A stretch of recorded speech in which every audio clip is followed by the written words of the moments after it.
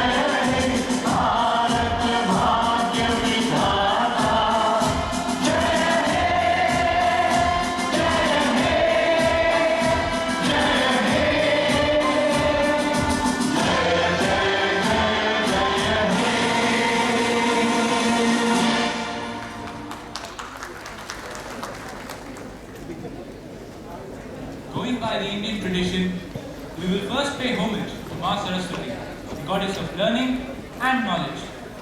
What better way to do it than the traditional Malyarpan ceremony?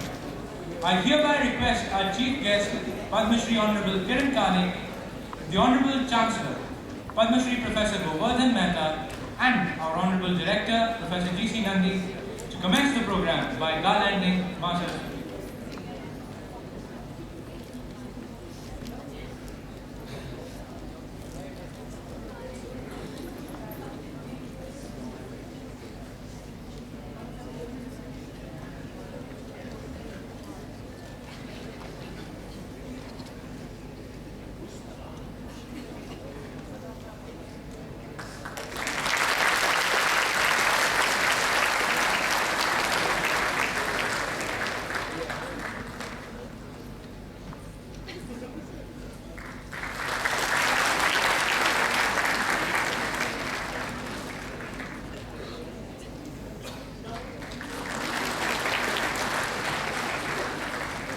I hereby request our chief guest, Padma Shri Honorable Kiran Kane, the Honorable Chancellor, Padma Shri Professor Govardhan Mehta, and the Honorable Director, Professor G.C. Nandi, to light the lamp symbolic of knowledge and prosperity.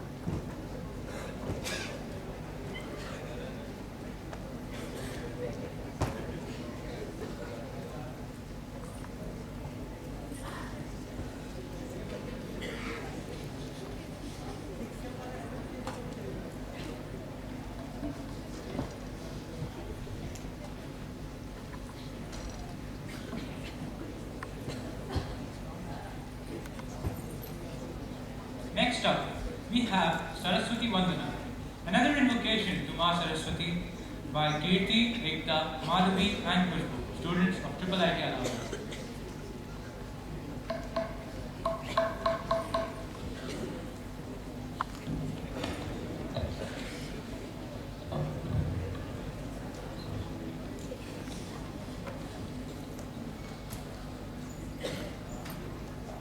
Ah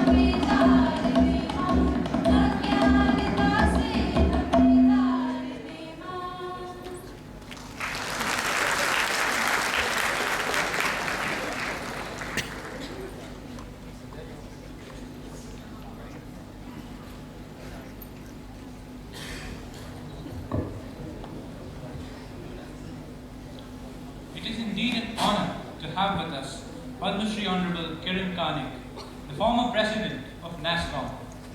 He was the DataQuest IT Person of the Year 2005 and also the Forbes Face of the Year 2003 for being the driving force behind India's offshoring waves.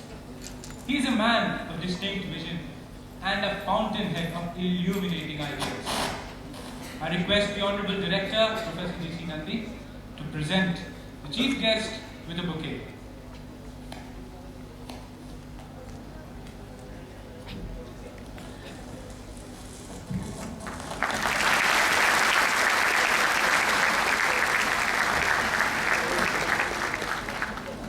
Our Honorable Chancellor, Professor Govardhan Mehta, has served as Director of IISc and was the former President of IISc.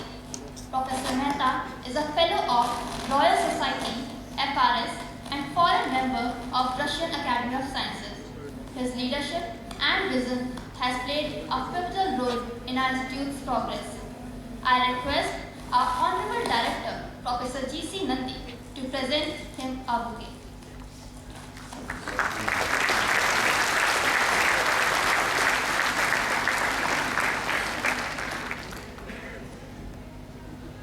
Professor G.C. Nandi is a man who needs no introduction. His vision has brought about a series of positive changes in our institution. He is an academic leader in the country in the field of robotics. I would therefore like to invite the President of Student Gymkhana IIITA to present him with a bouquet.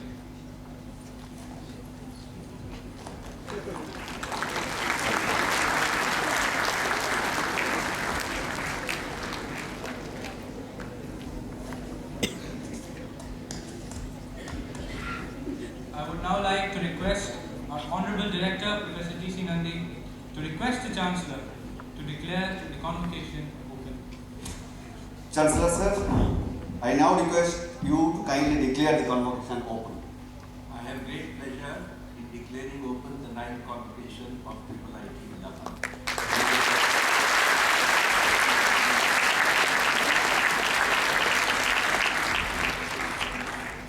Our Honorable Director, Professor G.C. Nandi, has worked for the betterment of the Institute for over a decade and is perhaps the best person to deliver an overall report of the Institute. I hereby request him to deliver the Director's report.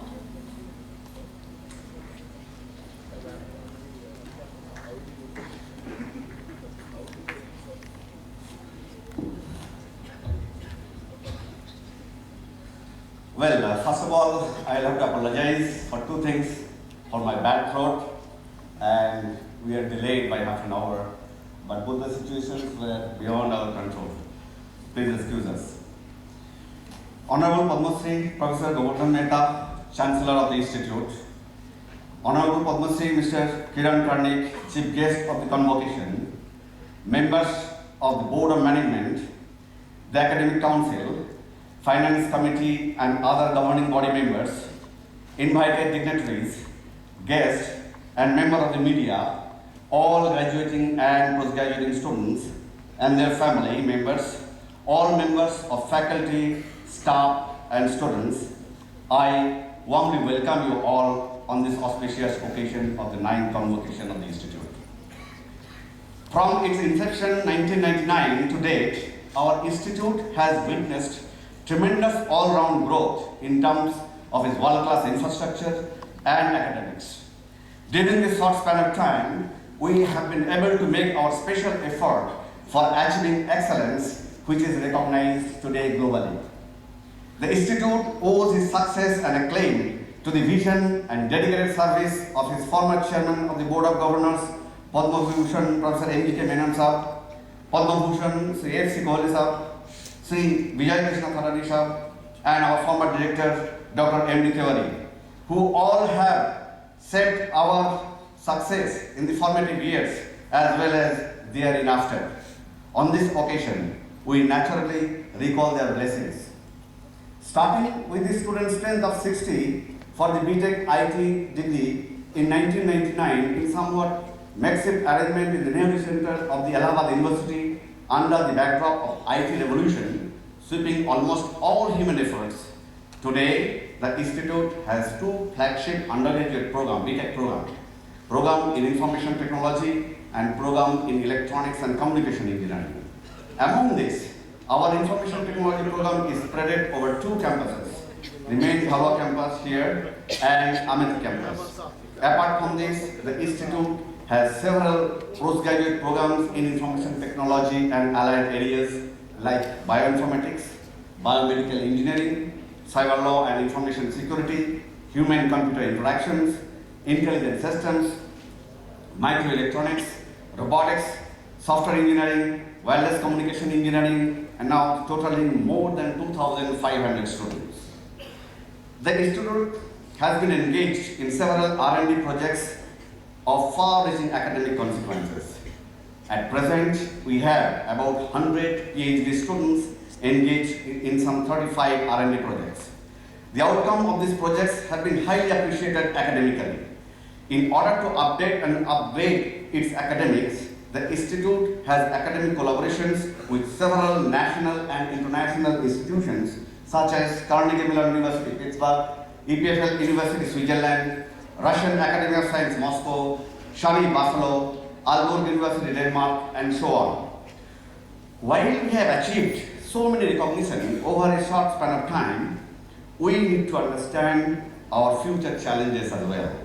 So far, our recognition is largely for producing world-class undergraduate information technology specialists. However, in the long run, our image and brand will depend on how successfully we are able to establish ourselves as a frontier information technology research center. Our postgraduate programs and research degrees will be our backbone. To make it happen, we need to take serious and urgent steps to improve the quality of our research. In this competitive world, it is not a simple task, especially for a field as dynamic and ever-changing as information technology.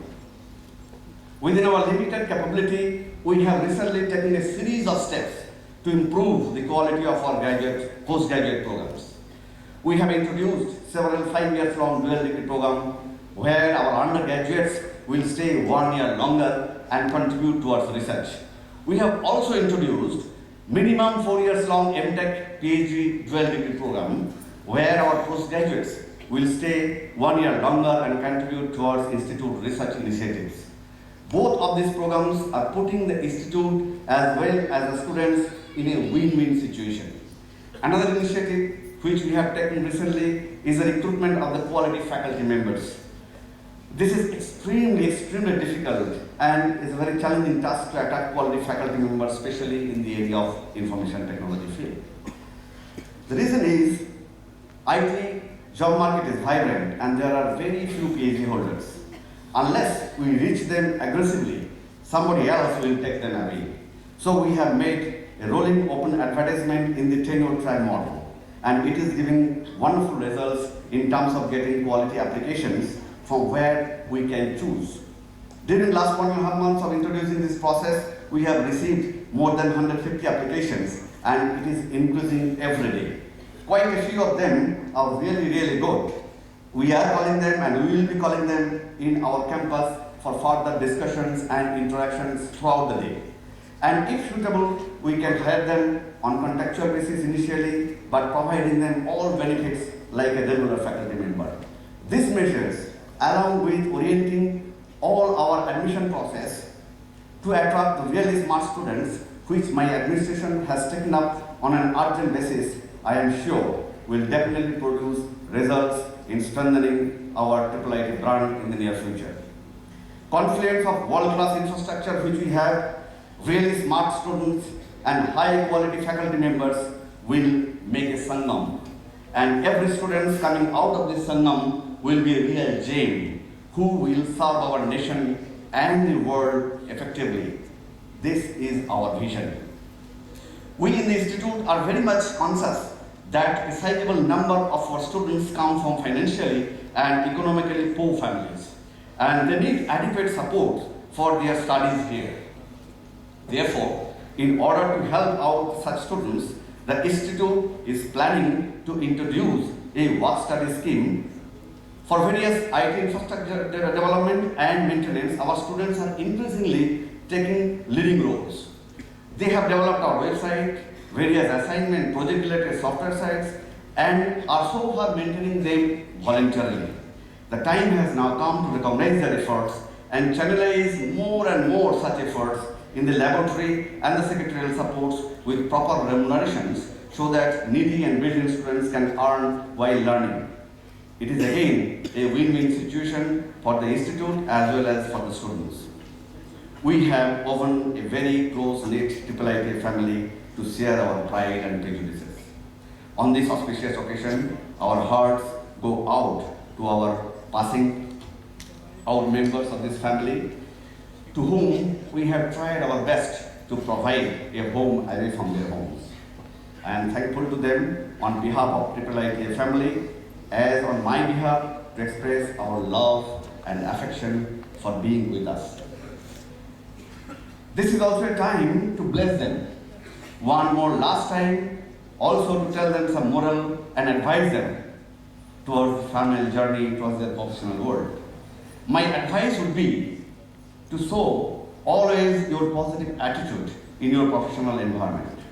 Remember, our country requires more and more academic leaders, because political leaders we have many, to usher the nation as a world leader in 21st century. So, try to be a professional and academic leader. Our country also requires healthy population rather than unplanned population growth. So to enrich our country, try to be a healthy individual in body as well as in mind. This is not an easy task. You will be required to devote at least 1 hour daily for your physical and mental well-being. Whenever you would come across any turbulence in your professional career, remember the teaching of Swami Vivekananda, who says, choose the highest ideal and live your life up to that. Look at the ocean, not the wave. Lastly, follow the well-known story of 4 people, which I am telling you one more time, and advise you not to identify yourself as any one of these 4 people. The story is about 4 people named everybody, somebody, anybody, and nobody. There was an important job to be done, and everybody was asked to do it. Everybody was sure that somebody would do it. Anybody could have done it, but nobody did it. Somebody got angry about that because it was everybody's job. Everybody thought anybody could do it, but nobody realized that everybody would not do it. It ended up that everybody blamed somebody when nobody did what anybody could have done. Many, many more such 4 people will be around you in your professional life, which you need to tackle effectively and firmly. Our passing out graduates and postgraduates, you will be blessed today with the last ceremony of this Gurukul. Our hearts shall always beat for you as what the alumni of the alma mater. Do not ever forget your alma mater. We are making all-round efforts to have a close and trustful links with our alumni. I envision that very soon we will be able to make the alumni meet a regular and yearly phenomenon. I wish you to fly the flag of the Institute higher and higher with your career graph soaring with supersonic speed. God bless you all. Jai Hind.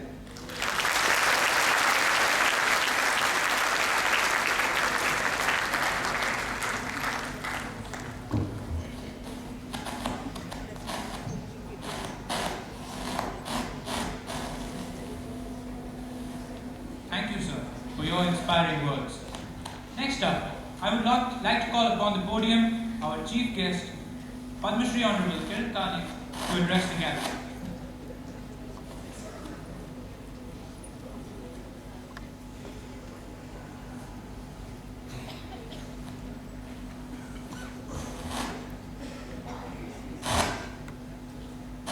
Chancellor Professor Govardhan Mehta, Director Professor Nandi, members of the board, faculty, students, staff, invited guests, good afternoon. It's a special pleasure to be here today. in this historic city and in this very, very beautiful ambience of such a lovely institution. This is my first visit here, and I must say in the few minutes that I've been here, I've been delighted by what I've seen, and I envy all of you, those who are leaving today who spent a few years here, those who are yet studying who spent a few more years, and of course the faculty led by an excellent director.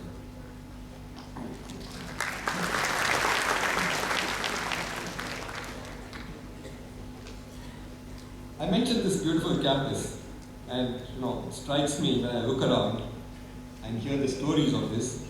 It's difficult to believe that this was once, I was told, a reptiles infested place where nobody would dare to step in. And today it's been transformed into something so completely different and so wonderful.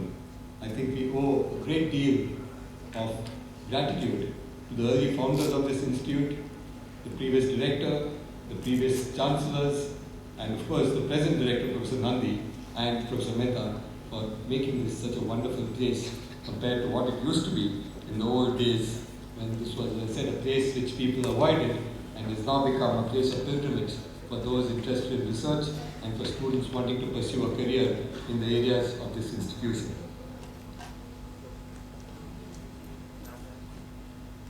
Initially, I know this institute started from the precincts of the Nehru Science Center complex in the University of Allahabad, and it was part of the motto, which was, if I get it right, Quot Rami Toti Antoris. And the meaning of that, as I understood from the Latin, was every branch yields a tree. The institute moved to the campus in 2003, and the new motto, Pragyanam Brahma, meaning that knowledge is Brahma, the creator. And today, I think both these mottos are very visible in what's been happening at the institute. With 100% placements, the graduates, postgraduates, and PhDs of IIITA are ambassadors of the institute around the world today. With their knowledge and capabilities, they play a crucial role as creators of destinies of the organizations they are serving. From this academic transformation of the yet young institution, I give my compliments to the learned and devoted teachers of this institution. It's something we should always remember, not just at convocation time, but through the year. It's the teachers who spend their years with great devotion, motivation, and effort to try and make sure that the institution produces the best possible graduates and continues to do the best possible cutting-edge research. Leadership is critically important, and once again I acknowledge the leadership as I've seen, heard from many others, and experienced the research from here, the kind of leadership provided by the director and indeed the chancellor. I've been learning of many notable and significant achievements. The institute has been there in the field of academics, in areas like e-governance, e-agriculture, societal programs of far-reaching consequence, taking IT and ICT to the doorsteps of the poorest of the poor in rural areas where majority of rural India, indeed the majority of India lives. I can't overemphasize the importance of this kind of effort to take ICT to those who need it most. I'm happy that the IIITA has opened another campus at Amethi called the Rajiv Gandhi Institute of Information Technology in a highly underprivileged and technologically backward but important part of the country. It has a number of societal programs being run with the help of DRCs, diagnostic centers, science and technology, Discovery Park, and the proposed opening of Health Services Institute. I understand that hundreds and hundreds of families have taken to e-agriculture through the SNT Discovery Park around Amethi and have bettered their lives. As I mentioned, this is a contribution that is very necessary and that has no equal. Similarly, digitization of land records is something which is very critical to the farming communities in the country. Ours has been an agricultural society through ages, and preservation and availability of records is the bread and butter in our agrarian society. I'm happy that the Institute has undertaken a project for digitalization of revenue records in district courts, and an ambitious project to digitalize records at the High Court of Judicial at Allahabad. This would be a great service to society. IITA has had the proud privilege of having been selected by the Government of India to host science conclaves of galaxies of Nobel laureates, world-famed academicians, and scientists from all over the world continuously during the last 6 years in a series of Landau pattern which is done in Germany. This is a rare honor for the Institute. The Institute and its team of committed and devoted teachers and officials deserve unstinted praise for the honor to the Institute, as also the city of Allahabad for hosting this series of scientific kumbhs, you might say, on the soil of this very historic city. IT and ICT have unlimited potential to transform the economy. The coming of the knowledge economy is critical to this country. We do have very rich natural resources in terms of water, minerals, forestry, and a whole host of others. Optimization of these is going to depend a great deal on the use of IT in the years to come. Conserving, optimal utilization, and appropriate use of these is going to depend on IT. But even more so, the new and emerging knowledge economy is going to be dependent on IT. And that's, I think, a critical part of what this institute can contribute. Transformation in the less privileged areas and others like e-governance will require young and talented technocrats like you. And I address myself to graduating students. Added to your knowledge must be 3 vital ingredients. First, integrity, intellectual, moral, and financial. I emphasize this as being the first and most important. Second, the right attitude. And third, innovation. I want to spend a few minutes on these, but before that I also want to add, in a sense, a fourth but a different dimension underlying all this, and that is sensitivity to the needs of our fellow citizens and sensitivity to the needs of those around you. This is another critical factor. We are not just technologists, we live in a society and community, and our sensitivity to the needs of these people is critical. Let me just spend a few minutes very briefly now on the 3 major ones I mentioned, and now I speak particularly to my young friends who will be graduating out today. As you go out into the world, there will be all kinds of temptations. There are always bypasses, there are always shortcuts, there are always temptations to climb up faster. These temptations exist and we know they're there. But keep in mind that what you start today is something which is a long-term career. In a way, you are in a marathon, you're not in a sprint. Getting to the first goal post quickly is not going to help you in the long run. As marathon runners, you will find as you go ahead that integrity is one of the absolutely key elements that will help to take you forward. And I mention this specifically because integrity as a value by itself is something which we all try to imbibe. But I know many people, not just young people, many others, say, yes, this sounds nice, but it's not practical in today's world. And I want to emphasize to you that for the practical part of it, the pragmatic part of it, both at the individual level and at the corporate level.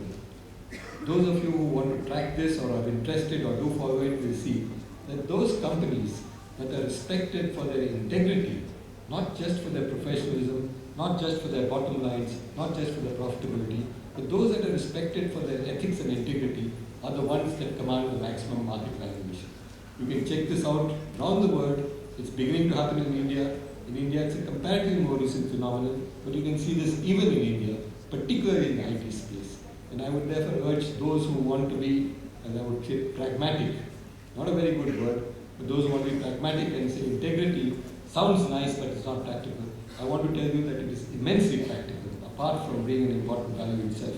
And therefore, at the individual level, as you make your way forward, as you work in your careers, keep in mind that integrity is critical. And as I mentioned, integrity is certainly financial integrity, but it's also moral integrity and intellectual integrity.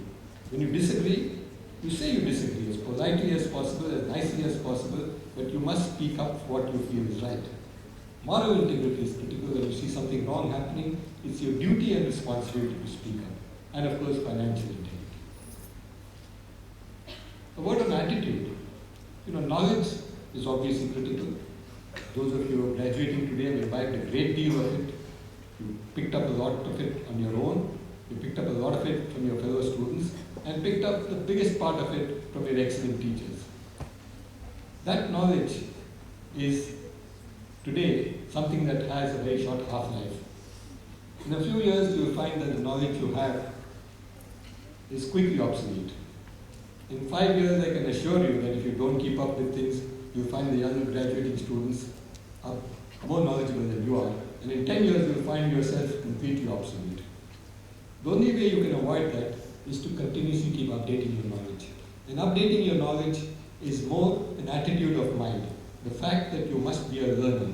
Graduating today is not the end of your learning. It's not that you have now stopped learning and you're going to start working. No, it's just one stage where you begin to apply your learning and you learn even more from the practical experiences of a day-to-day job.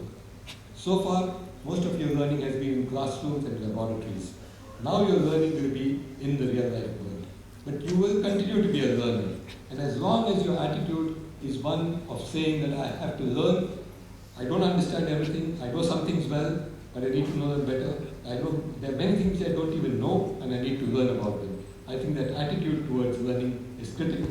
And I would urge you to maintain that attitude as you go out into the real world and take up jobs, take up research, whatever it is that you're doing. To be a learner continuously all your life is critical to your own well-being and to your own career.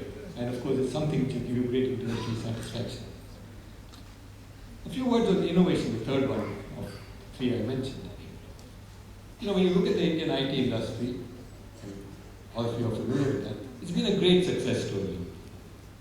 And the success has been built by and large on the almost magical mantra of combining quicker, better, and cheaper. We started in the early years of our IT journey by just being cheaper. It was labor arbitrage. It was cheaper to get work done in India, so a lot of people came here and they picked up the work from India. They saved a lot of money. That continues even today. We are yet a destination that offers lower costs than most others. But we've added two more critical dimensions to it over the years. We added the dimension of being quicker because one reason, of course, we have more talent here, we can put more people on the job, but also because typically people like you, young people here, are very hardworking. They work hard and they deliver. I always joke with people, and it's only half a joke, that when I talk to friends in the US about something and I talk to them around December, they tell me, look, this is okay, we can do this, but it's Christmas, why? Christmas, no work gets done. 4 or 5 days, typically a week between Christmas and New Year, things are slack. When I talk to friends in France, and again I don't mean this as a criticism, I think it's half joke, but it's half true. I talk to people in France and say something needs to be done. They say, come on, it's July. July is vacation month, the whole month. Vacation month, no work gets done. But when you talk to people in India, I've seen this time after time, whether it is Christmas or July or Diwali or Holi or any other festival, if the work has to be done, there are people doing the work. And I think that has earned us both respect and the ability that we deliver. And that's been one of the other parts of the contract. The third part has been something which has been a big battle. And I take a few minutes on mentioning this because most of you are very young and won't know, but need to see how to sustain this. That is the better part. And I say there is a certain historical baggage because till the 80s, maybe even the 90s, India was known outside the outside world for goods and services that were cheap, low cost, and cheap in the worst sense of the term, but were also of poor quality, not reliable. There would be delays, things wouldn't come. One thing would be fine, the next product wouldn't be so good. That was a reputation, rightly or wrongly, that this is a place from which you can't expect consistent, reliable quality. The IT industry transformed that. Many of you would be familiar with standards like CMM, and Indian companies had the highest level of certification in the CMM standards. Not only that, we had more highly certified companies than the rest of the world put together. And very interestingly, multinationals who operated from India had higher levels of standards for their operations in India than they had in their home country. And this established India for quality. And it's very important because that quality helped us to make this magic mantra completely successful. Because nobody so far has yet been able to emulate this. We have many competitors, China, Philippines, Vietnam, but quicker, better, cheaper. The combination is unbelievable. But I want to give you the bad news. The days of that success are getting over. There are others who are slowly catching up, and more importantly, this magic formula is no longer enough. The world today wants something else. They want quicker, better, cheaper, and different. The product has to be differentiated. It has to be something new. It has to provide more value. It has to be do something for the customer which the traditional product doesn't do. And that is innovation. It has to be innovation driven. It has to be something very different. Now, we are a very innovative people. You see this in many, many ways, and I can give you example after example of great innovation. And I can give you some examples which are not so good, but which are very true. Many of you see it. I hope none of you do it. When you get a traffic jam, you're going on your motorbike, what do? You drive on the footpath. Out of box thinking, you might say. When the traffic is jammed in one direction, what do? You find half the cars going on the wrong side of the road. Terrible things to do. Please don't emulate them. Don't do them. Discourage people to do it. But it does indicate an out of box thinking. Something which is different. The challenge is how do you channelize that and put it to good use. And I think we've begun to do that. But in the technology space, and indeed in other areas, this is going to be the future. The future is going to be innovation. That is going to give you value, and the high value addition is going to come from innovation. So I would urge you to keep this in mind and intentionally spend some time on this, because a lot of you have gained a great deal of knowledge. And I hope many, many of you, if not all of you, will have the right attitude to continue learning. But these two also are not enough. It's not just knowledge and attitude, it's also the ability to continuously innovate, to think afresh, to think new, to do something different. And those of you who saw an interview today with the new CEO from Microsoft, happens to have studied in India, we have some pride in that, he mentioned the same thing. This is the future of Microsoft, is in innovation. So do keep in mind that part of it which is so crucial. In conclusion, having told you what I think might be important for you as you step out, I do want to tell the graduates that you're going out today, you learned a great deal. It's for you now to go out and use your knowledge to help the country as you help yourself. Finally, as I close, I also want you to keep in mind two final closing bits of advice, suggestion, what you please. One is, as you leave this institution, don't forget the institution. This is your alma mater. This has taught you a great deal. It's given you a grounding. In the years ahead, remember that you owe a debt of gratitude to the institution, to your teachers, to those who are here, and come back here, contribute back to the institution, whatever ways you can. In years to come, it may be financial, but it's not financial as well. It's in the ways you can contribute to help to build this institution. You owe a debt of gratitude to them. The other debt of gratitude, a large and very important one, many of you know it and recognize it, but I do want you to acknowledge it today, and I want to say it publicly. Keep in mind those, your parents, your guardians, who helped you to get where you are. Very often at these sort of ceremonies, we tend to forget them. The role of parents, the role of those who shaped you and made you is very important. So spare a thought for them today as we celebrate very rightly and go forward. Finally, my congratulations and blessings to all the graduating students. Congratulations to what you've done, congratulations to what you achieved, and I'm sure you're going to do great things. My blessings and best wishes as you step out into the world. Thank you.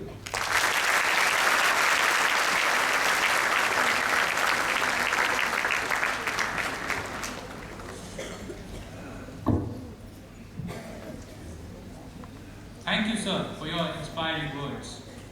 Next up, I will humbly request the Honorable Chancellor to come up to the podium and bless the outgoing and the current students.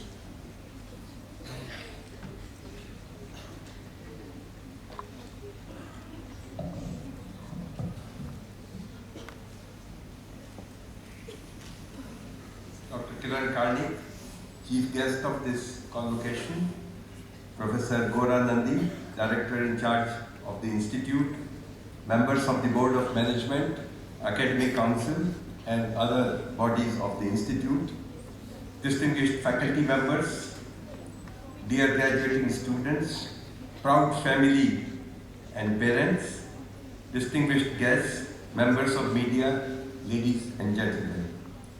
Let me at the very outset offer my heartiest congratulations and very best wishes to the young graduating students and the medal and prize winners who have studied diligently and carved out success.